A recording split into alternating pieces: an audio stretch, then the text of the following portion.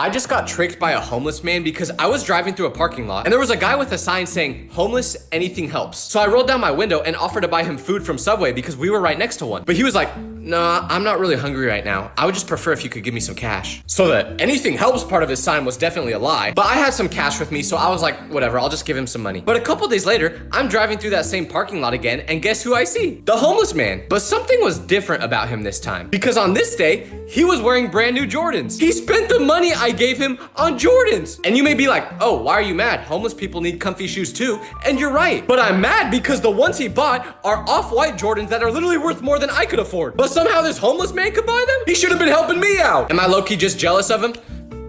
Yeah. Even homeless people have more drip than me.